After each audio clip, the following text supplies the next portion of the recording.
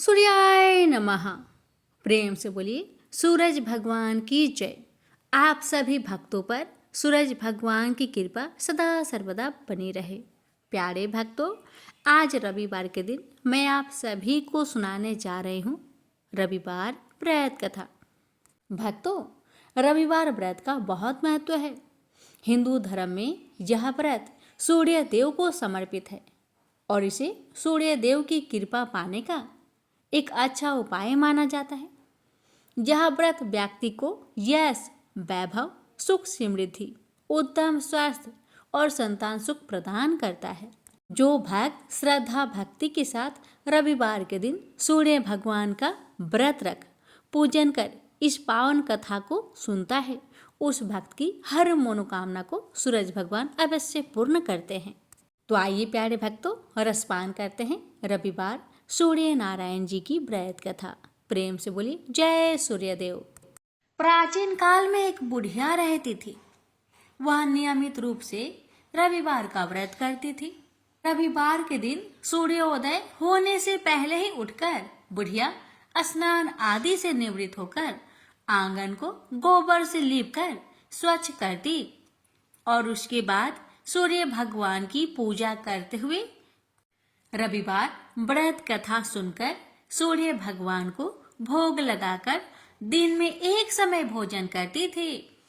सूर्य भगवान की अनुकंपा से बुढ़िया को किसी प्रकार की चिंता एवं कष्ट नहीं था। धीरे धीरे उसका घर धन्य धान्य से भर रहा था। अब होता है ये कि उस बुढ़िया को सुखी होते देख उसकी पड़ोसन उससे जलने लगी। बुढ़िया ने कोई गाय नहीं पाल रखी थी, अतः वह बुढ़िया पड़ोसन के आंगन में बंधी गाय का गोबर लाती थी। पड़ोसन ने अपनी दिमाग लगाकर कुछ सोचकर उसने अपनी गाय को घर के भीतर ही बांध दिया। रविवार को बूढ़ी माई को गोबर ना मिलने से वह अपना आंगन नहीं लीप सकी। आंगन ना लीप पाने के कारण उस बुढ़िया ने सूर्य भगवान को भी भोग नहीं लगाया और उस दिन खुद भी भोजन नहीं किया। सूर्यास्त होने पर बुढ़िया भूखी प्यासी सो गई। रात में भगवान ने उन्हें सपना दिया और भोजन ना बनाने और भोग ना लगाने का कारण पूछा तो बुढ़िया ने कहा भगवान को कि गोबर ना मिलने के कारण वो भोजन नहीं बना सकी। तब भगवान ने कहा कि माता, हम तुमको एक ऐसी गौ देते हैं जिससे सभी इच्छाएं पूरी होती है, क्योंकि तुम हमेशा रविवार को गोबर से लीप कर भोजन बनाती हो और भोग लगाकर ही खुद भोजन करती हो। इससे मैं खुश होकर तुम्हें वरदान देता हूँ। सपने में भगवान का यह वरदान पाकर जब बुढ़िया की आँख खुली तो देखा कि आंगन में एक अति सुंदर गौ और बछड़ा बंधे हुए हैं। गाय और बछड़े को देखकर वह खुश हो जाती है और घर के बाहर बांध देती है और खाने को चारा डाल देती है।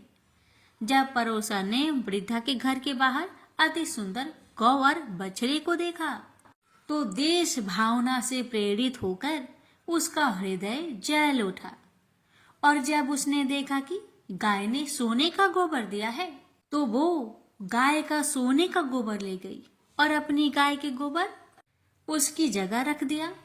रोजाना वह ऐसा करती रही और सीधी साधी बुढ़िया को कानों कान इसकी खबर तक ना होने दी।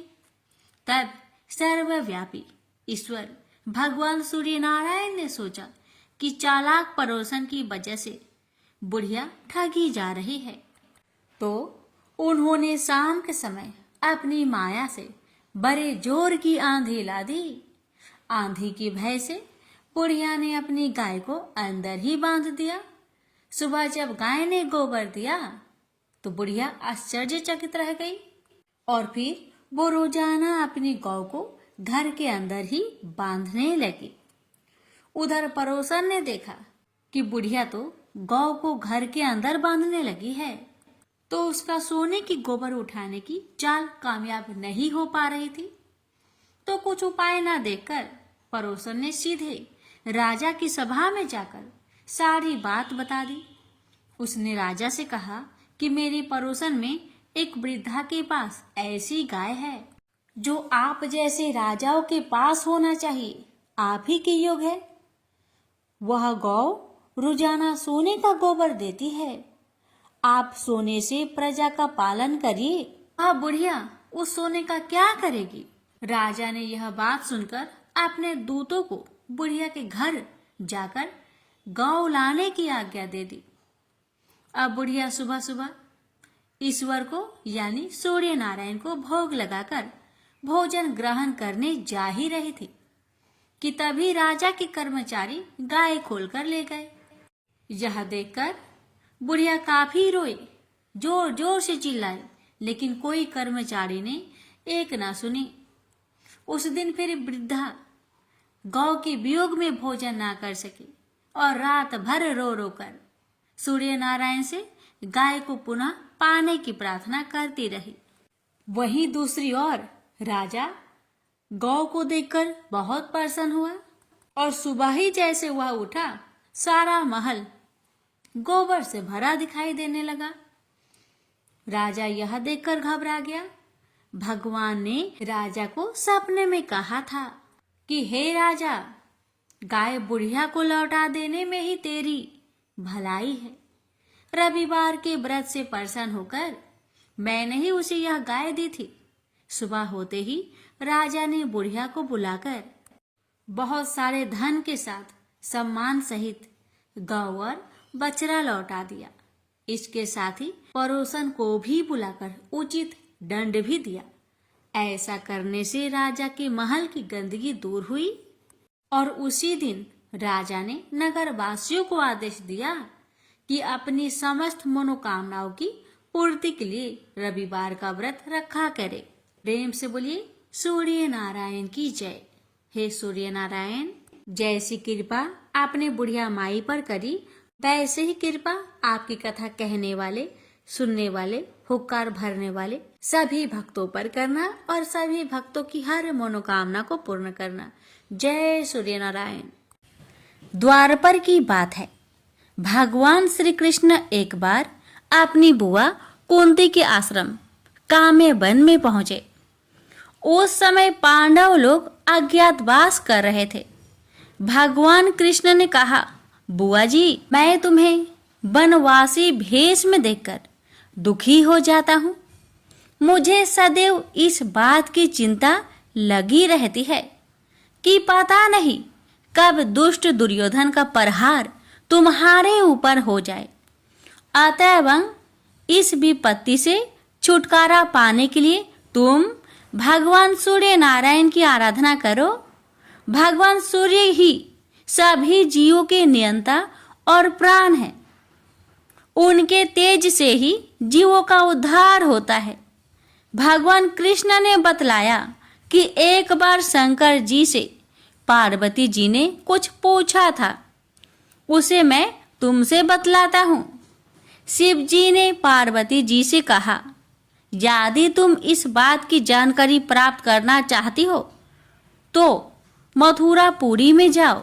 वहाँ सूर्य पुत्री यमुना जी की धारा प्रभावित होती है। यमुना के तट पर ऋषि, महर्षि, मुनि आदि निरंतर तपस्यारत रहते हैं। भगवान रुद्र की आज्ञा से पार्वती जी कालिंदी यमुना तट को चल पड़ी। कुछ ही दूर जाने पर उन्हें रास्ते में रोती बिलखती एक स्त्री दिखाई पड़ी। उसने बतलाया कि उसका नाम कुसुमवती है और उसका निवास कुसुमाकर वन के बीच में है। संतानहीनता होने के कारण उसके पति बसंत ने उन्हें त्याग दिया है और इस प्रकार वह निराश्रिता हो गई है। पार्वती जी उस स्त्री को साथ ले आगे चली गई। उन्हें रोती हुई एक दूसरी स्त्री मिली। उसने बताया कि मेरा नाम गंगा है। मेरे पति महाराज शांतनु ने पुत्रों के जीवित ना रहने के कारण मुझे अपमानित किया, जिससे मैं दुखी होकर घर चली आई हूँ। इसी प्रकार थोड़ी दूर जाने पर मधुबन में माधवी नाम की एक स्त्री और मिली, जो पति के वैभव का नाश होने के कारण घर से निकाल दी गई थी। इनके अंतरल आगे जाने पर कुमुद वन में कुमुदा नाम की स्त्री से भेंट हुई, जिसके पति को राजा ने बंदी बना लिया था और वह व्याकुल होकर विलाप कर रही थी। उन सभी स्त्रियों को साथ लेकर पार्वती जी यमुना तट पर जा पहुंची। उस तट पर पूजन उत्सव देखकर पार्वती जी ने ऋषि पत्नियों से पूछा कि यह किस देव की आराधना हो रही है, इस पूजन का विधान और फल क्या है। उनकी बात सुनकर एक ऋषि पत्नी ने कहा, यह जगत पिता सूर्य नारायण का व्रत है और सभी मनोरथों को पूर्ण करने वाला है। इस व्रत को करके प्रत्येक नर नारी अभिष्ट सिद्धि प्राप्त होती है। तुम्हारी भी यदि कोई वांछा हो तो इस व्रत को करके प्राप्त करो। ऋषि पत्नियों से ऐसी बात सुनकर पार्वती जी अत्यंत प्रसन्न हुई और उस व्रत के विधान का फल को जानकर शिव जी के पास लौट आई। पार्वती जी ने इस व्रत को करके विघ्न नाशक गणेश जी जैसे पुत्र को प्राप्त किया। प्रेम से बोलिए सूर्य नारायण की जय। एक माँ बेटी थी। माँ गाय चराने जाती। चैत्र का महीना आया, सूरज रोठा का रविवार आया। माँ ने बेटी से कहा, बेटी आज तेरे व मेरे लिए 2 रोट बना ले, मैं गाय चरा कर आती हूँ, फिर तू और मैं दोनों पूजा करेंगे। बेटी ने माँ के निमित्त एक रोट तैयार किया। इतने में सूरज भगवान जोगी का रूप धारण करके आए और बोले, माई भिक्षा दो। बेटी ने कहा, मेरा रोट अभी पका नहीं है। जोगी ने कहा कि मैं जाता हूँ। बेटी ने सोचा कि जातक खाली नहीं जाना चाहिए और उसने माँ के रोट में से किनार खांडी करके जोगी को थोड़ा रोट दे दिया। माँ गाय चरा कर आई। बेटी से बोली, मेरा रोट कहाँ है? खंडित रोट देकर माँ बावली हो गई। वो घी रोठो दे, रोठा माइली कौरो दे कहती नगरी में घूमने लगी।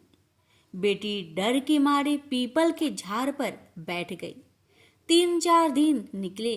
बेटी भूखी प्यासी बैठी रही। सूरज भगवान को उस पर दया आई। सूरज भगवान ने उसके लिए पानी का लोटा व चूरमा भेज दिया। एक दिन एक राजा का कुंवर शिकार करके आया और उसी पीपल की ठंडी छाया में बैठा और बोला, कितना अच्छा होता कि पीने को थोड़ा पानी मिल जाता। ऐसा सुनते ही लड़की ने थोड़ा पानी डाला। राजा के कुंवर ने कहा, मुझे बहुत भूख लगी है, कोई खाने को दे तो अच्छा होगा। लड़की ने ऊपर से चूरमा डाला। कुंवर की भूख प्यास मिट गई। वह विचार करने लगा कि यहाँ कोई है। यह सोचकर राजा ने अपने सिपाहियों को पीपल के पेड़ पर खोज करने भेजा।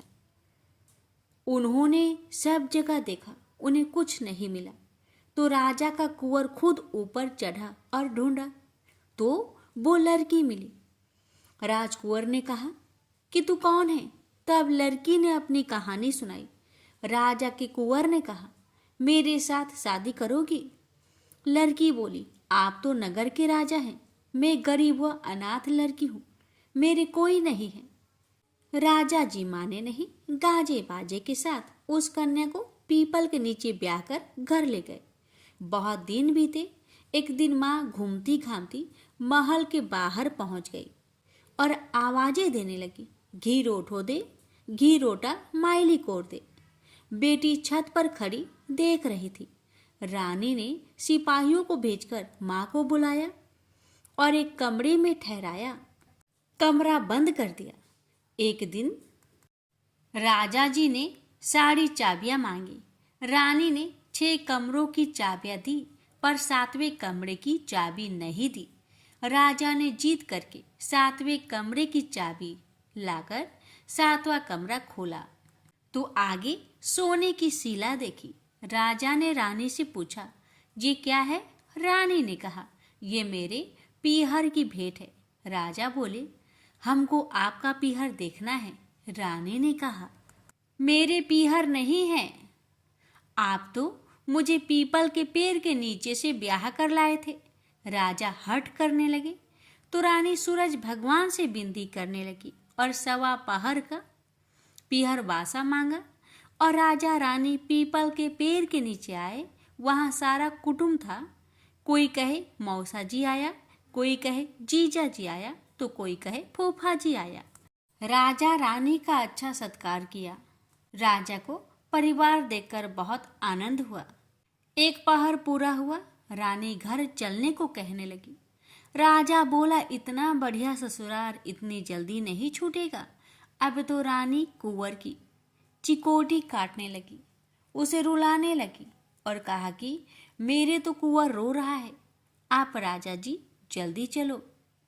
राजा रानी को पीहर वालों ने खूब दिया और विदा किया।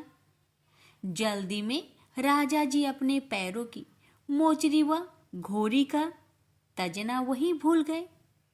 थोड़ा आगे जाते ही राजा को याद आया तो सिपाहियों से कहा कि रथ वापस घुमाओ, मेरी घोड़ी का तजना और मेरे पैरों की मोचरी वहीं रह गई है।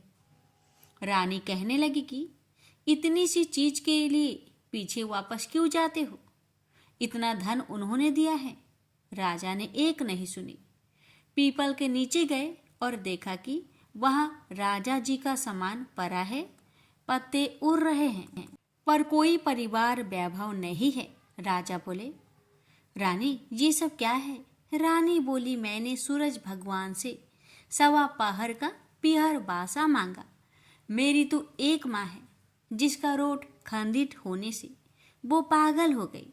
घूमते घूमते महल के नीचे आई तो मैंने उसे बुलाकर कमरे में बंद कर दिया।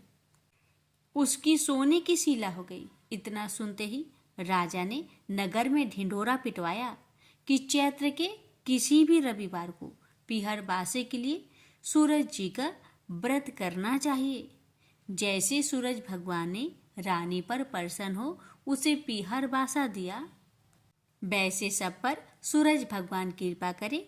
खोटी की खरी, अधूरी की पूरी, सूरज भगवान की जय। यह बात उस समय की है जब देवलोक के शिल्पकार विश्वकर्मा भगवान की एक पुत्री थी।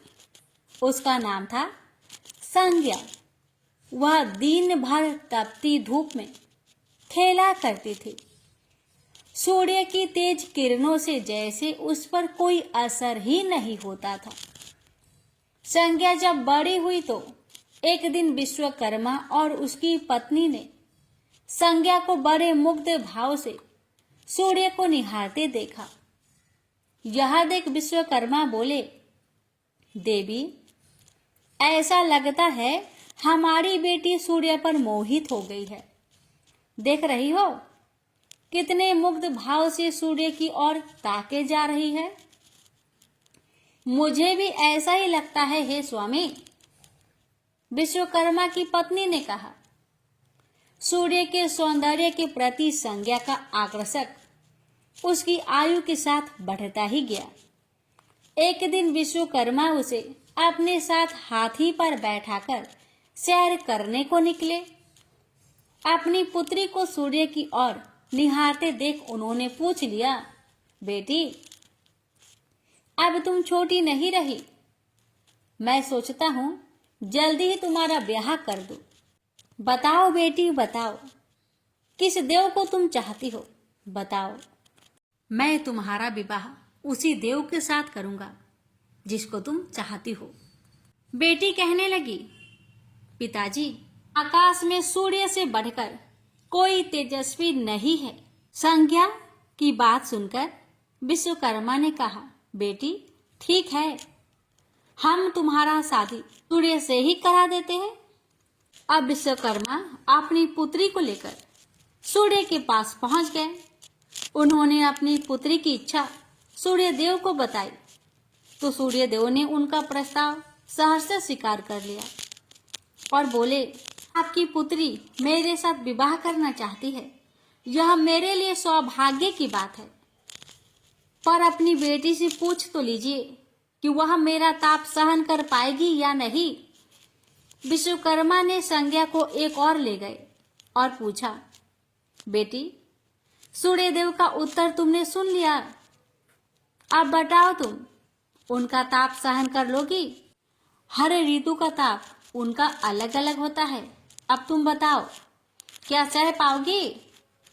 संज्ञा ने कहा, पिताजी हाँ, मैं सह पाऊंगी। अब विश्वकर्मा ने कुछ ही दिन बाद संज्ञा का विवाह सूर्यदेव के साथ करा दिए। संज्ञा सूर्यदेव के साथ उनके लोक चली गई। अब तो संज्ञा सूर्यदेव के साथ सुख पूर्वक रहने लगी। फिर उनके वहां एक पुत्र पैदा हुआ जिसका नाम रखा गया मनु। अनेक ऋषि मुनि बालक को आशीर्वाद देने आए। यह बालक ज्ञानियों में भी ज्ञानी होगा। ऋषियों ने भविष्यवाणी की, आशीर्वाद सच निकला। जब वह कुछ बड़ा हुआ तो ऋषि मुनियों से शिक्षा ग्रहण करने लगा। सूर्यदेव और संज्ञा को अपने बेटे पर बड़ा गर्व था।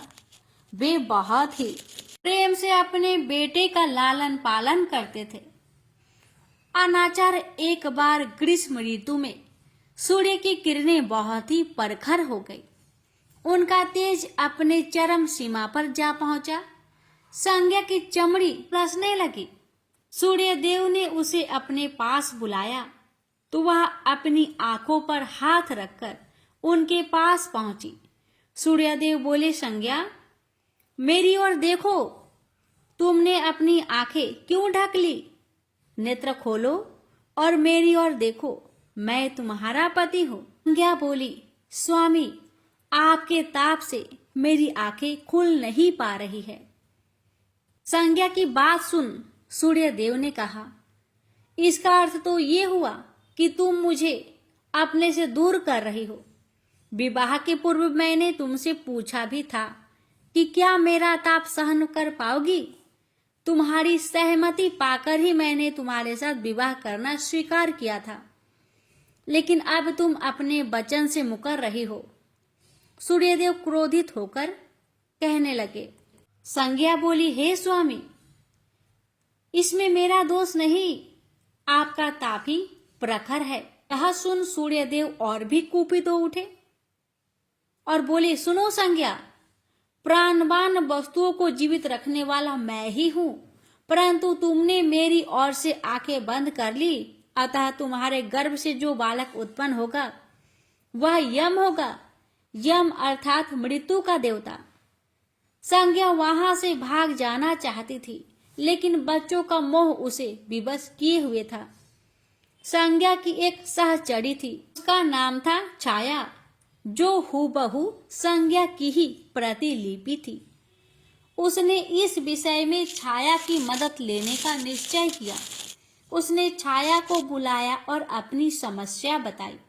सुनकर छाया बोली, मुझे क्या करना होगा? तो संज्ञा कहने लगी, तुम संज्ञा बनकर मेरे पति के साथ जाओ और उनकी पत्नी और बच्चों की मां बनकर वहीं रहो।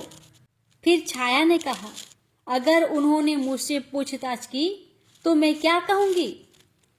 तो संज्ञा ने कहा, तुम बता देना कि मैं संज्ञा हूं, अपना भेद कभी मत खोलना। छाया कहती है, लेकिन मैं ये सब कैसे करूंगी?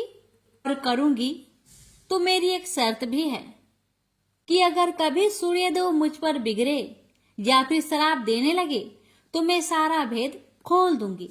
संज्ञा ने कहा, ठीक है छाया, अब जाओ और मेरे बच्चों को संभालो। तुमने मुझे बहुत ही कठिन काम सौंपा है संज्ञा। छाया कहने लगी, फिर भी मैं भरसक प्रयत्न करूंगी। और वहां से छाया चली गई। उसके जाने के बाद संज्ञा सोचने लगी, मैं मायके जाती हूँ, माँ और पिताजी मुझे देखकर बहुत प्रसन्न होंगे। मैं कुछ समय वहां रहूंगी, परंतु पिताजी तो कहेंगे, स्त्री की शोभा पति के घर में रहने में ही है।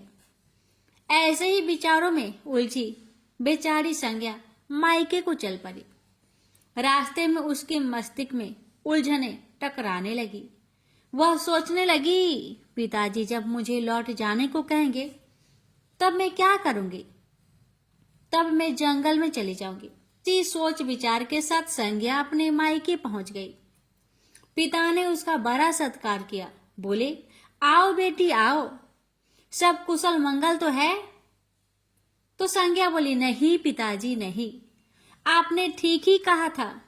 ग्रीष्म ऋतु में मैं सूर्य देव की ताप सहन नहीं कर सकी। अब तो संज्ञा कुछ दिन अपने पिता के घर में सुख से रही। एक दिन पिता ने उससे कहा, बेटी संज्ञा, तुम्हारे आने से मुझे बड़ा हर्ष हुआ है, मुझे बहुत अच्छा लगा। परंतु विवाह हो जाने के बाद स्त्री को मायके में अधिक दिन तक नहीं ठहरना चाहिए। अब तुम अपने पति के घर जाओ, फिर कभी हमसे मिलने आना। तुम मुझे बहुत प्यारी हो, किंतु पति का घर ही स्त्री का घर होता है। यही मैंने सोचा था, संज्ञा मन ही मन बोली। और एक रात चुपचाप पिता का घर छोड़कर वह जंगल में चली गई। वह सोचने लगी, मैं सूर्य के सामने नहीं जा सकती, अतः घोड़ी बन जाती हूँ। उस रूप में मुझे यहाँ कोई पहचान नहीं पाएगा। घोड़ी का रूप धारण कर संज्ञा सूर्य के ताप की शक्ति को कम करने के लिए तपस्या करने लगी। तो छाया ने सूर्य के यहाँ जाकर संज्ञा का स्थान ले लिया। सूर्य देव ने उसे संज्ञा ही समझा। वे बोले, तुम लौट आई मेरे यहाँ? तो छाया कहने लगी, क्षमा कर दो स्वामी, मैंने अपनी दुर्बलता को जीत लिया है। छाया बड़े ही खेद स्वर में बोली। सूर्य देव कहने लगे, संज्ञा, मैं तो कब का ही तुम्हें क्षमा कर चुका हूँ। अब घर की जिम्मेदारी संभालो, बच्चों का लालन पालन करो। छाया ने कक्ष में लेटे दोनों बच्चों पर निगाह डाली और घर की जिम्मेदारियां संभाल ली। छाया इस घर में सुखी थी। वह प्राय सोचा करती थी कि बेचारी संज्ञा को कितना अच्छा घर त्यागना पड़ा उसे। क्या वह कभी नहीं लौटेगी? समय पाकर छाया को एक पुत्र हुआ। पुत्र पैदा होने के बाद वह कुछ चिंतित रहने लगी। मुझे यह नहीं भूलना चाहिए कि मैं संज्ञा नहीं, छाया हूँ। छाया ने एक पुत्र और पुत्री को जन्म दिया। अब छाया का व्यवहार बदलने लगा। वह अपने बच्चों से तो ज्यादा प्यार करती, लेकिन संज्ञा के बच्चों को तारने और उनके साथ दुर्व्यवहार करने लगी। मनु ने तो बी माता के व्यवहार को नजरअंदाज कर दिया, लेकिन यम को उसका व्यवहार खटकता रहा। माता छाया का यमुना बहन के साथ ऐसा व्यवहार करना उचित नहीं। वह अपने बच्चों के साथ तो कितना अच्छा व्यवहार करती थी। हम भाई बहन से नफरत, एक दिन तो हद ही हो गई। छाया ने यमुना के बाल पकड़े और उसे डंडे से पीटते हुए बोली, कमबख्तो, मरते भी तो नहीं, मर जाओ तो मेरा पीछा छूटे। जब छाया देर तक यमुना को पीटती रही तो यम से न रहा गया। उसने जाकर छाया का हाथ पकड़ लिया और गुस्से से बोला, बस माता बस, अब तुमने यमुना पर हाथ उठाया तो मुझसे बुरा कोई ना होगा। अच्छा, तेरी यह हिम्मत, मुझे धमकी देता है? ठहर जा, आज मैं तेरे पिताजी से इसकी शिकायत करूंगी। छाया बड़े ही क्रोध स्वर में बोली, लेकिन छाया ने इस डर से सूर्य देव से शिकायत न की, कहीं उसका भेद उजागर न हो जाए। लेकिन यम और यमुना ने तंग आकर अपने पिता से उसकी शिकायत अवश्य कर दी। पिताजी, यह स्त्री हमारी माँ नहीं है। यम ने कहा, हाँ पिताजी हाँ, पुत्र माता से विमुख हो सकता है, परंतु माता की ममता कभी कम नहीं होती। यमुना भी बोल उठी।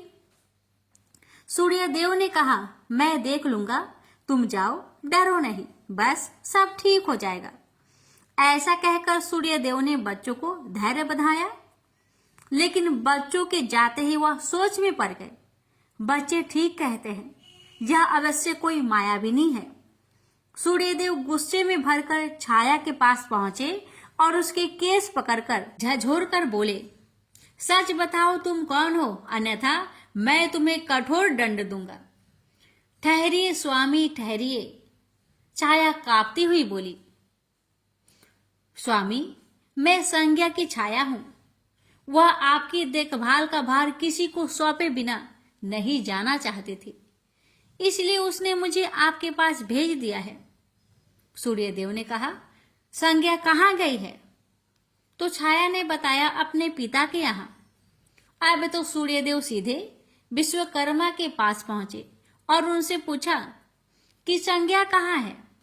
तो विश्वकर्मा जी ने कहा, वह तुम्हारे तेज से बचने के लिए यहाँ आई थी। विश्वकर्मा की बातें सुन सूर्यदेव ने कहा, तो आप मेरा तेज को घटा दीजिए, फिर उसे खोजने के लिए चलते हैं। विश्वकर्मा ने सूर्यदेव के तेज का 8वां भाग को छाट दिया, जिससे उनका तेज घट गया। फिर वे संज्ञा को खोजने निकले। उन्होंने राहगीरों से पूछताछ की, तुमने इधर कोई घोड़ी को देखा है क्या? हाँ, एक बिलछन घोड़ी को हमने नदी के पास विचरण करते हुए देखा है, राहगीरों ने बताया। उसमें बिलछन की क्या बात है? वह घोड़ी मानवी भाषा भी बोलती है। देव, अब तो यह अवश्य ही संज्ञा होगी, सूर्यदेव बोले। सूर्य घोड़ी के निकट पहुंचे और कहा, संज्ञा, मैं सूर्य हूं, तुम्हारा पति। अब यह घोड़ी का रूप त्याग दो। जब तक मेरी मनोकामना पूरी न होगी, मैं यह घोड़ी का रूप नहीं त्यागूंगी। घोड़ी बनी संज्ञा ने उत्तर दिया, तुम्हारी मनोकामना तो पूरी भी हो गई। सूर्यदेव ने कहा। फिर विश्वकर्मा बोलने लगे, बेटी, सूर्यदेव ठीक कहते हैं, मैंने इनके तेज का 8वां भाग को काट दिया है। पिता से अवशासन पाकर संज्ञा ने अपना घोड़ी वाला रूप त्याग दिया और अपने स्वाभाविक रूप में आ गई। वह हर्ष से अपने पिता से लिपट गई और फूट फूट कर रोने लगी। फिर उसने झुककर सूर्यदेव के पांव छुए और पूछा, स्वामी, हमारे बच्चे तो सकुशल है ना? सूर्यदेव ने कहा, हाँ, दोनों बच्चे ठीक है। मनु, यम और यमुना को अब फिर से मां मिल जाएगी। सूर्यदेव ने मुस्कुराकर कहा, मैं अब कभी भी अपना घर त्याग कर नहीं जाऊंगी। संज्ञा ने सूर्यदेव को वचन दिया और साथ में संज्ञा बोली, स्वामी, आप छाया को क्षमा कर देना और अपने साथ ही रखना। दोनों का मिलन देखकर विश्वकर्मा ने भी अपना आशीर्वाद प्रदान किया। जाओ और सदा सुख शांति से रहो। सूर्यदेव और संज्ञा सूर्यलोक पहुंचे और छाया और बच्चे के साथ आनंद पूर्वक रहने लगे। तो प्रेम से बोलिए, सूर्य नारायण की जय। अटपट नगरी का एक गरीब ब्राह्मण लकड़ियों और घास के लिए हर रोज जंगल में जाया करता था। एक दिन उसने वहां वन देवियों को सूरज भगवान की पूजा करते हुए देखा। सूर्य नारायण के आह्वान का उनका अनुष्ठान अनूठा था। ब्राह्मण ने साहस जुटाकर उनसे पूछा कि ये क्या कर रहे हैं आप लोग? तब उन्होंने उत्तर दिया, यह सूर्य नारायण का अनुष्ठान है। ब्राह्मण ने कहा, मुझे भी इसकी विधि बताइए।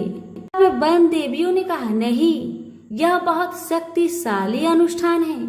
यदि हम तुम्हें सिखा देंगे तो संभवतः तुम अहंकारी हो जाओगे और इसे विधि पूर्वक न करोगे। ब्राह्मण ने वचन दिया, नहीं नहीं, मैं ऐसा बिल्कुल नहीं करूंगा। मैं विनम्रता पूर्वक संपूर्ण विधि का भली भांति पालन करूंगा। तब वन देवियों ने कहा, उसे अनुष्ठान की विधि समझाई कि रविवार को चंदन सार से सूर्य नारायण का चित्र बनाकर उसे पुष्प और फल अर्पित करे। उसके बाद 6 महीने तक हर रविवार को वह ऐसा ही करे। फिर उसके अगले 6 महीने गरीबों को दान करे। ब्राह्मण घर गया और रविवार से अनुष्ठान प्रारंभ कर दिया। उसके अनुष्ठान से सूरज भगवान बहुत प्रसन्न हुए। धन धान्य से ब्राह्मण का घर भर गया। उसे बहुत प्रसिद्धि प्राप्त हुई। एक दिन रानी ने उसे बुलवाया। राजमहल में जाते समय भय से उसकी टांगे कांप रही थी। रानी ने उसे बैठने को आसन दिया और सहृदयता से कहने लगी, डरने की कोई बात नहीं है। हमने आपको इसलिए बुलाया है कि हम चाहते हैं आप अपनी बेटियां हमें दे दे। ब्राह्मण सिसकते हुए कहा, मेरी बेटियां बहुत तंगी में बड़ी हुई है। राजवंश में उनके साथ चाकरों के समान आप व्यवहार करेंगे। रानी ने उसे आश्वस्त किया कि नहीं नहीं, ऐसी बात नहीं है, आप चिंता ना करें, उनके साथ राजसी व्यवहार किया जाएगा। एक का राजा से विवाह होगा और दूसरी का मंत्री से होगा। ब्राह्मण ने खुशी खुशी रानी का प्रस्ताव स्वीकार कर लिया। शीघ्र ही विवाह हो गए और ब्राह्मण की बिटिया ससुराल चली गई। पूरे 12 बरस ब्राह्मण उनसे मिलने नहीं आया। वह अपने काम और काज में और अनुष्ठान में व्यस्त रहता था। तथा 12 बरस बाद उसने बेटियों से मिलने की सोची। पहले वह बड़ी बेटी के पास गया। बड़ी बेटी राजा से ब्याही थी। बेटी ने पिता को रत्नजड़ित चौकी पर बिठाया, सुगंधित जल से उनके हाथ पैर धुलवाए और मिठाई परोसी। ब्राह्मण ने कहा, जलपान से पहले तुम मेरी कथा सुनोगी? पर बेटी ने कहा, नहीं बाबा, आज मुझे अवकाश नहीं। महाराज अखेट के लिए प्रस्थान करने वाले हैं, मुझे उनके खाने की व्यवस्था करनी होगी। ब्राह्मण को उसका व्यवहार बहुत अशिष्ट लगा। वह क्रोध होकर वहां से चल पड़ा। ब्राह्मण वहां से छोटी बेटी के पास गया जो कि मंत्री से ब्याही गई थी। बेटी पिता को देखकर बहुत प्रसन्न हुई। बेटी ने उसे नक्काशीदार चौकी पर बिठाया, सुगंधित जल से हाथ पांव धुलवाए और उनके खाने के लिए मिठाई लेकर आई। ब्राह्मण ने कहा, बेटी, जलपान से पहले तुम्हें मेरी कथा सुननी होगी। बेटी ने कहा, हाँ अवश्य बाबा, कथा सुनकर मुझे प्रसन्नता होगी। यह कहकर वह घर के भीतर जाकर 6 मोती लेकर आई। 3 मोती पिता के हाथ पर रखे और 3 अपने हाथ में रखे। यह कथा ब्राह्मण ने आज से पहले किसी को नहीं सुनाई थी। उसने बेटी को बताया कि कैसे वह वन देवियों से मिला और कैसे उन्होंने उसे सूर्य नारायण का अनुष्ठान पूजन विधि बताया। बेटी ने एक एक शब्द को बड़े ध्यान से सुना। फिर ब्राह्मण ने मुदित मन से जलपान ग्रहण किया और घर लौट आया। पंडिताइन ने बेटी की कुशल क्षेम पूछी। ब्राह्मण ने उसे सारी बातें बताई और कहा कि बड़ी वाली मेरी बेटी ने मेरी कथा नहीं सुनी, उसे इसका फल भुगतना पड़ेगा। और वही हुआ। उसका पति सेना लेकर दूसरे राज्य पर आक्रमण करने गया था और वापस नहीं लौटा, पर दूसरी बेटी ने उसकी कथा सुनी थी, सो वह सुखी थी। उसकी स्मृति दिनों दिन बढ़ती गई। दुर्भाग्य से बड़ी बेटी का पिंड नहीं छोड़ा। उसके लिए एक एक दिन काटना दूभर हो गया था। एक दिन उसने अपने बड़े बेटे से कहा, घर में कुछ नहीं है, अपनी मौसी के पास जाओ और कोई उपहार लेकर आओ, वह जो दे घर ले आना। अगले रविवार को राजकुमार मौसी के घर गया। वहां वह तालाब पर गया और स्नान करने आई औरतों से पूछा, तुम किसके यहाँ काम करती हो? उन्होंने उत्तर दिया, हम मंत्री की पत्नी की दासियां हैं। राजकुमार ने कहा, अपनी मालकिन से जाकर कहो कि उनकी बहन का बेटा आया है। ये भी कह देना कि उसके कपड़े फटे हुए हैं, इसलिए वो उसे पिछले दरवाजे से महल के भीतर आने दे।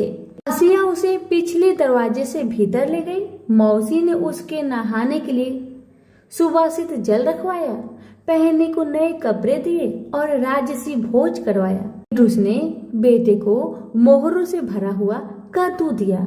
वह चलने लगा तो मौसी ने कहा, इसे संभाल कर ले जाना, कहीं खोना मत। पर रास्ते में सूर्य भगवान ने माली के भेष धारण करके मोहर से भरा हुआ कद्दू चुरा लिया। वह घर पहुंचा तो माँ ने उससे पूछा कि मौसी ने तुम्हें क्या दिया? राजकुमार ने खाली हाथ दिखाते हुए कहा, जो भाग्य ने दिया वह कर्म ने छीन लिया, मौसी ने जो दिया वह रास्ते में खो गया। अगले रविवार को रानी ने दूसरे बेटे को भेजा। वह भी शहर के तालाब पर गया और नहाने धोने आई औरतों से पूछा, तुम कहाँ काम करती हो औरतों ने कहा, हम मंत्री की पत्नी की दासियां हैं। अपनी मालकिन से कहो कि उसकी बहन का बेटा आया है। और उसे भी पिछले दरवाजे से भीतर ले जाया गया। नहाने और नए कपड़े पहनने के बाद राजकुमार ने भोजन किया। वह चलने लगा तो मौसी ने उसे मोहर से भरी हुई खोखली छड़ी दी और बोली, इसे संभाल कर ले जाना, कहीं खोना मत। रास्ते में सूरज भगवान ग्वाले का रूप धरकर आए और उसकी छड़ी चुरा लिए। वह घर पहुंचा तो रानी ने उससे पूछा कि मौसी ने तुम्हें क्या दिया? राजकुमार ने खाली हाथ दिखाकर कहा, जो भाग्य ने दिया वह कर्म ने छीन लिया। तीसरे रविवार को रानी ने तीसरे बेटे को भेजा। वह भी सीधे तालाब पर गया। मौसी ने उसकी भी वैसे ही खातिरदारी की। उसे नहलवाया, कपड़े दिए और खाना खिलाया। चलते समय उसने उसे मोहर से भरा हुआ खोखला नारियल दिया और कहा, इसे संभाल कर ले जाना, खोना मत। रास्ते में राजकुमार कुएं की जगह पर सुस्ताने के लिए रुका। जैसे ही उसने नारियल जगत पर रखा, वह लुढ़क कर कुएं में गिर गया। छपाक। वह घर पहुंचा तो रानी माँ ने पूछा कि वह क्या लाया है। राजकुमार ने जवाब दिया, जो भाग्य ने दिया वह कर्म ने छीन लिया। चौथा राजकुमार गया, तभी वही हुआ। उसे मोहर से भरा हुआ कुल्हड़ मिला, जिसे सूर्य नारायण चील बनकर झपट ले गए। पांचवें रविवार को रानी खुद गई और जाकर तालाब पर खड़ी हो गई। छोटी बहन उसे खुद लेने के लिए आई और पिछले दरवाजे से घर में ले गई। नहलाने के बाद बताया कि उसकी विपत्ति का कारण यह है कि उसने बाबा की कथा सुनने से मना कर दिया था। फिर उसने दीदी को पूरी कथा सुनाई। रानी ने बहुत ध्यान से कथा सुनी और रविवार व्रत करने तक बहन के पास ही रही। और दोनों बहनें बहुत ही श्रद्धा भक्ति के साथ सूरज भगवान की आराधना करती। रानी का अनुष्ठान पूरा भी नहीं हुआ था कि उसके दिन फिर गए। से समाचार मिला कि वर्षों की युद्ध के बाद उसके पति विजयी होकर अकूट धन लेकर साथ लौट रहे हैं। राजधानी लौटते हुए राजा अपनी साली और बहू से मिलने के लिए वहां रुका। जब उसने सुना कि उसकी रानी भी यही है, तो उसे लेने के लिए उसने पालकी और कुछ दासियां भेजी। नन्हे भांजे चिल्लाते हुए रानी के पास आए और कहने लगे, मौसी मौसी, तुम्हें लेने के लिए छत्र वाली पालकी आई है, साथ में हाथी, घोड़े और सैनिक भी है। सब देखने के लिए बाहर भागे। बरसों की विरह और व्यथा के उपरांत राजा और रानी ने एक दूसरे का हालचाल पूछा। बहनों ने एक दूसरे को मूल्यवान उपहार और रेशमी वस्त्र दिए। अगले दिन राजा और रानी ने अपने राजधानी के लिए प्रस्थान किया। पहले पड़ाव पर जब खाना बन गया तो रानी ने राजा के लिए और अपने लिए थाल परोसे। तभी उसे बहन से सुनी हुई कथा याद आई। उसने नौकरों को आदेश दिया कि वे पास के गांव में जाए और किसी निर्धन को लाए जो भूखा हो। गांव में उन्हें ऐसा कोई नहीं मिला, पर वापस आते समय उन्हें एक भूखा लकड़हारा मिल गया। वे उन्हीं को रानी के पास ले आए। रानी ने 6 मोती निकाले, 3 लकड़हारे को दिए और 3 अपने हाथ में रखे। फिर रानी ने उसे अपने पिता और वन देवियों की कथा सुनाई। लकड़हारे का रोम रोम कान बन गया। कथा सुनते ही उसके गड्ढर की सारी लकड़ियां सोने की हो गई। उसने शपथ ली कि वह पूर्ण विधि विधान से सूर्य नारायण का अनुष्ठान करेगा, बिल्कुल वैसे ही जैसे वन देवियों ने ब्राह्मण को सिखाया था। अगले दिन राजा रानी ने दल बल के साथ फिर पड़ाव डाला। खाना बन गया तो रानी ने राजा के लिए और अपने लिए खाना परोसकर सेवकों को किसी निर्धन और भूखे को लाने का आदेश दिया। आज वे एक किसान को लाए जिसकी फसल मुरझा गई थी और कुआं सूख गया था। रानी ने 6 मोती निकाले, 3 किसान को दिए और 3 अपने हाथ में रखे। फिर उसने उसे अपने पिता और वन देवियों की कथा सुनाई। कथा संपूर्ण होने से पहले ही उसकी फसल फिर से हरी भरी हो गई और सूखे कुएं में पानी भर आया। वापस जाते समय उल्सित किसान ने शपथ ली कि वह संपूर्ण विधि विधान के साथ सूर्य नारायण का अनुष्ठान करेगा, जैसा कि वन देवियों ने ब्राह्मण को सिखाया था। तीसरे पड़ाव पर रानी ने एक बुढ़िया को सूरज भगवान की कथा सुनाई। बुढ़िया का बेटा जंगल में खो गया था, दूसरा तालाब में डूब गया था और तीसरा सांप काटने पर मर गया था। रानी की कथा सुनते ही बुढ़िया के तीनों बेटे एक एक करके पड़ाव पर आ गए। बुढ़िया खुशी के आंसू बहाते हुए वहां से गई। उसने प्रण किया कि वह सूरज भगवान की उसी विधि से आराधना करेगी जो वन देवियों ने ब्राह्मण को सिखाया था। चौथे पड़ाव पर रानी के चाकर एक हाथ पांव विहीन आदमी को लाए। उसकी आंखें इतनी कमजोर थी कि उसे मुश्किल से ही कुछ दिखता था, यहाँ तक कि उसका कोई नाम भी नहीं था। लोग उसे लोथ कहते थे। चाकरों ने उसे जब देखा तब वह मुंह के बल पड़ा था। वे उसे उठाकर पड़ाव पर ले आए। रानी ने उसे नहलवाया और नए कपड़े पहनने को दिए। फिर उसने 6 मोती निकाले, 3 लोथ के पेट पर रखे और 3 अपने हाथ में रखे। फिर उसने उसे अपने पिता और वन देवियों की कथा सुनाई। अपाहिज आदमी ने पूरा श्रद्धा से कथा को सुना। कथा सुनते ही उसके हाथ पैर निकल आए और इसके आंखों की ज्योत भी लौट आई। वो भी जाते समय अति प्रसन्न होकर गया। उसने शपथ लिया कि वह सूर्य नारायण की विधि पूर्वक आराधना करेगा, जैसे कि वन देवियों ने ब्राह्मण को बताया था। अगले दिन राजा और रानी अपनी राजधानी पहुंच गए। वे महल में भोजन करने के लिए बैठे तो सूरज भगवान स्वयं प्रकट हुए और उनके साथ भोजन करने की मनसा दर्शाई। राजन ने महल के सारे दरवाजे खुलवा दिए और अनेकानेक उत्कृष्ट व्यंजन बनाने का आदेश दिया। प्रत्येक पकवान को 6 अलग अलग खुशबुओं के साथ परोसा गया। सूर्य नारायण और राजा खाने के लिए बैठे। सूर्य नारायण को पहले कौर में ही एक लंबा वाल दिखा। वह क्रोधित होकर चिल्लाए, यह किस अधम स्त्री का वाल है? रानी भय से पीली पड़ गई।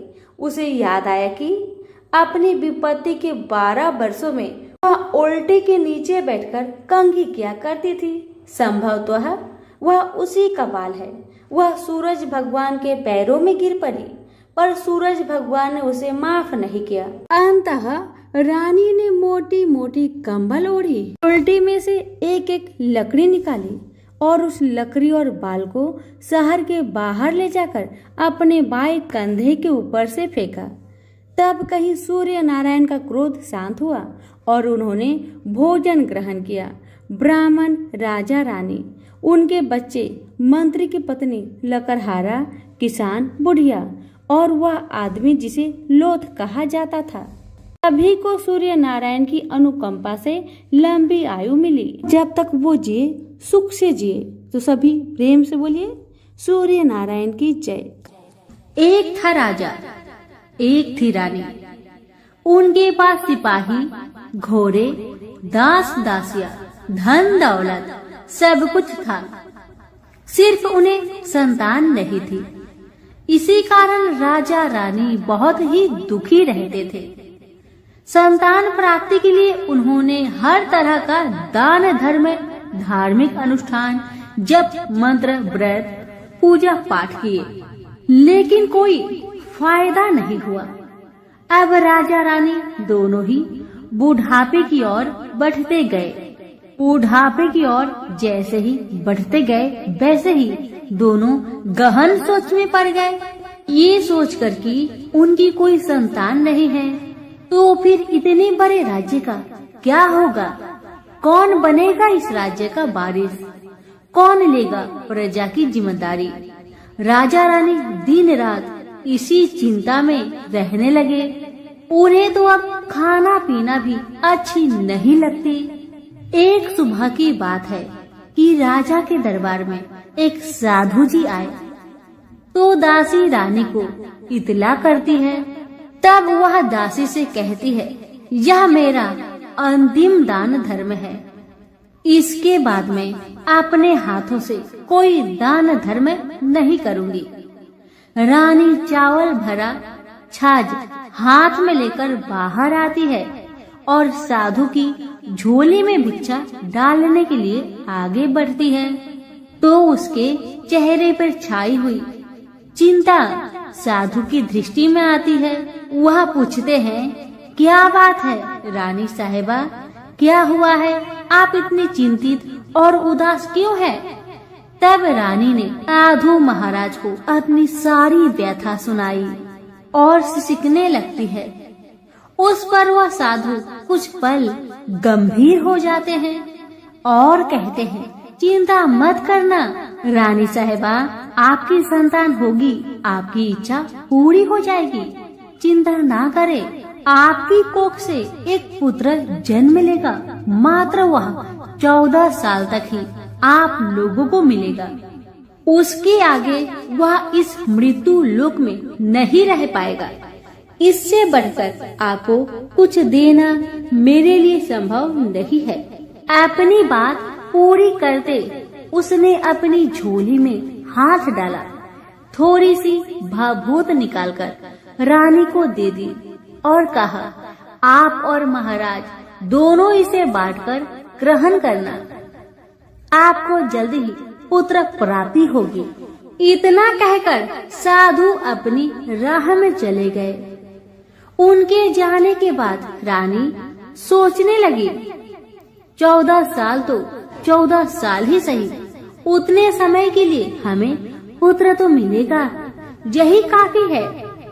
उतने साल तक मैं उसे जी जान से बड़ा करूंगी, उसे ढेर सारा लाड़ दुलार करूंगी, अपनी संतान की हर मुरादे को पूरी करूंगी।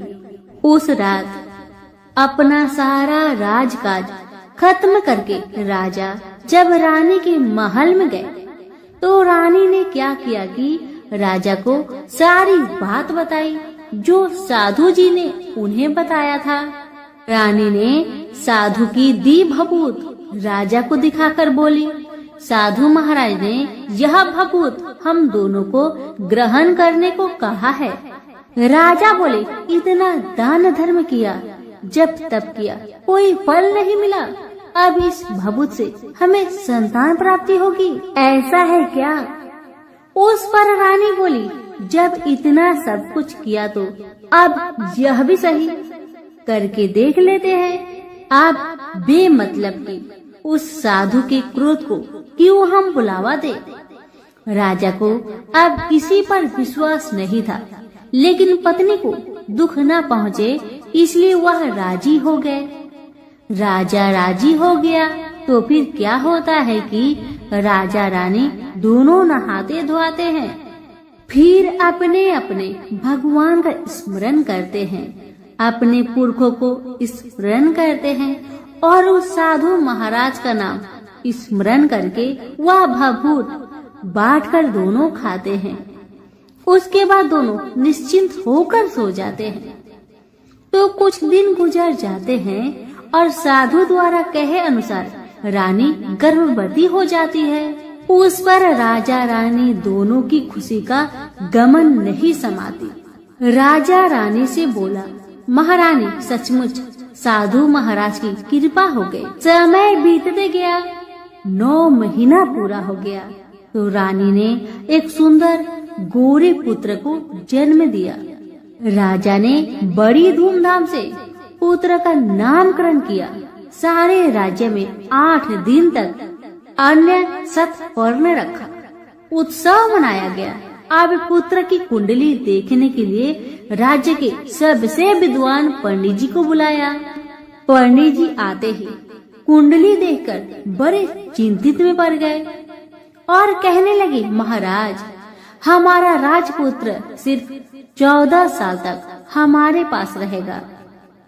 राजा को इस बात की भनक थी ही, रानी को भी साधु महाराज की बात याद थी। दोनों पति पत्नी चुपचाप रहते हैं। उसके बाद राजा और रानी बड़े लाड़ प्यार से बेटे की परवरिश करते हैं, उसकी हर ख्वाहिश पूरी करते हैं।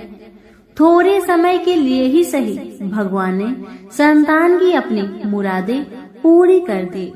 इसे वे समाधान मानते थे। राजपुत्र दिन प्रतिदिन बड़ा होता है। जब वह 7 साल का हो जाता है तो राजा एक अच्छे गुरु की नियुक्ति करके उसे पढ़ाई लिखाई, राजशास्त्र, शास्त्र विद्या, घोड़सवारी इत्यादि 12 विद्याओं का शिक्षण देते हैं। जब वह सब शास्त्र विद्या में पारंगत हो जाता है और 12 साल की उम्र का हो जाता है तब एक अच्छी सी राजकन्या खोजकर उसकी शादी कर दिया गया। शादी के 2 साल बीत जाते हैं। बेटा 14 साल का हो जाता है। एक दिन राजपुत्र राजा से बोला, पिताजी, मैं अपना सारा राज्य घूमकर देखना चाहता हूँ।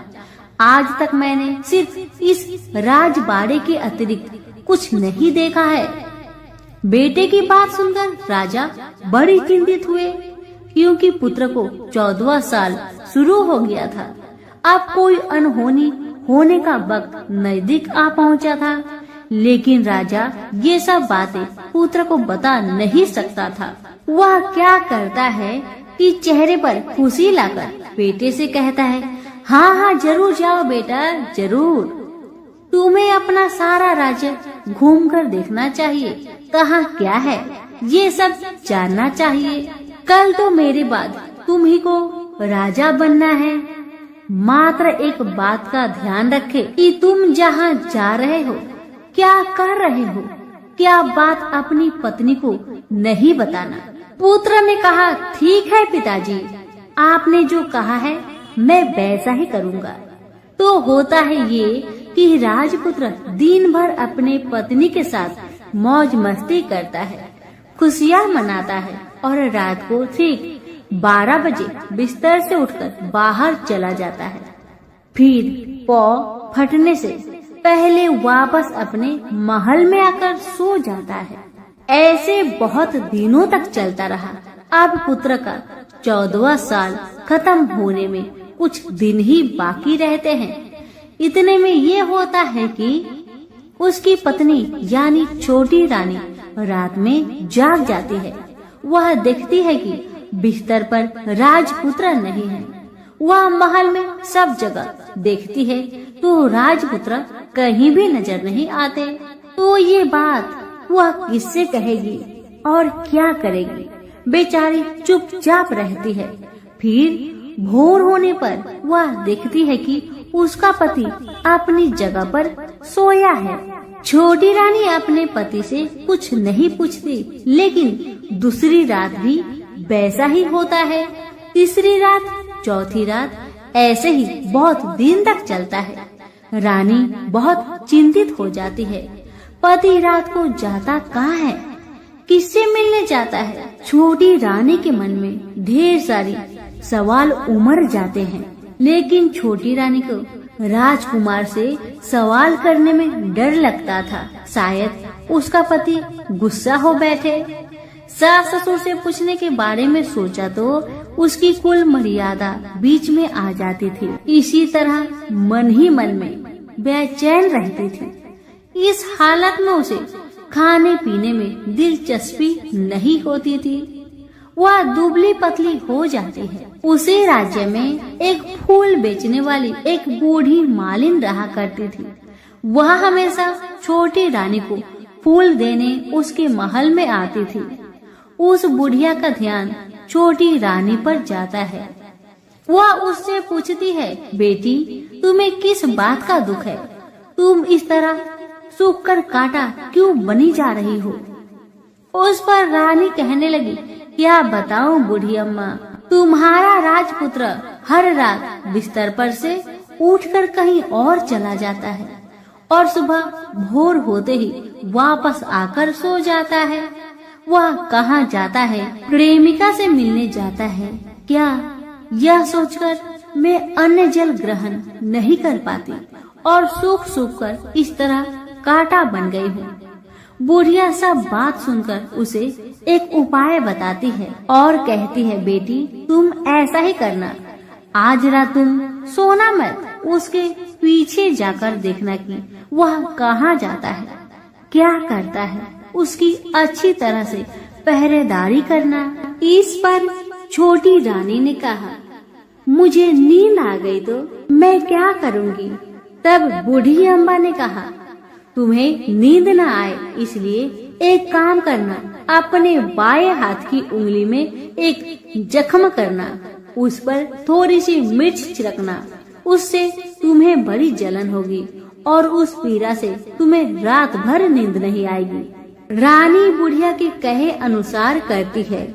उंगली की जलन से उसे बड़ी देर तक नींद नहीं आती, लेकिन बाद में वह सो जाती है। दूसरे दिन सुबह बुढ़िया फूल लेकर उसके महल में पहुंचती है और पूछती है, क्या हुआ बेटी, देख पाई, क्या तुम्हारा पति कहाँ जाता है।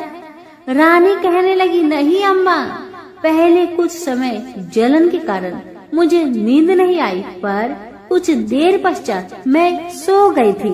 बुढ़िया कहने लगी, कोई बात नहीं, आज तुम उंगली पर पहले से थोड़ा ज्यादा जख्म करना और ज्यादा मिर्च लगाना।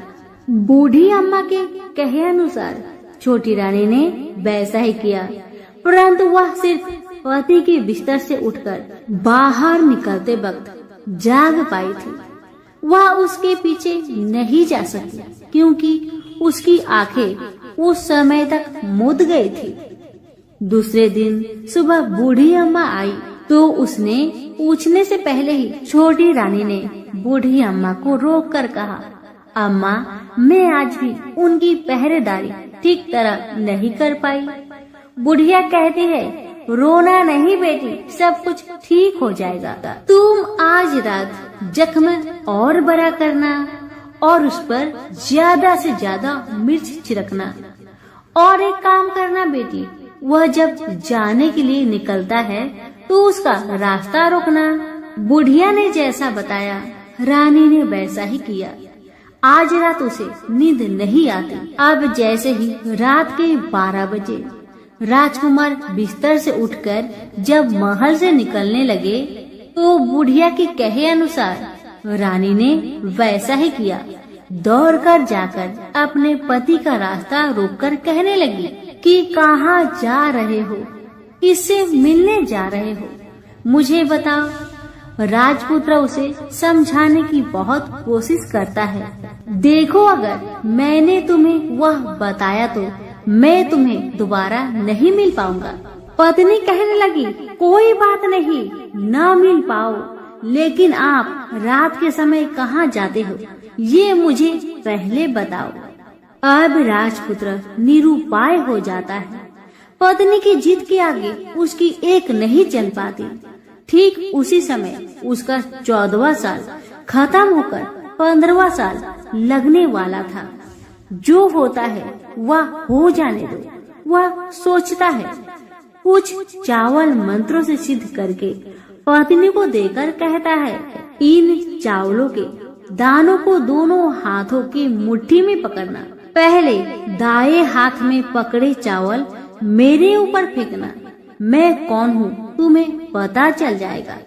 बाद में बाएं हाथ में पकड़े चावल मेरे ऊपर फेंकना, मैं जैसा था तुम्हें मिल जाऊंगा। लेकिन यदि तुम बाएं हाथ के चावल मेरे ऊपर फेंकना भूल गई तो मैं तुम्हें कभी नहीं मिल पाऊंगा। राजकुमारी ने कहा, मैं नहीं भूलूंगी।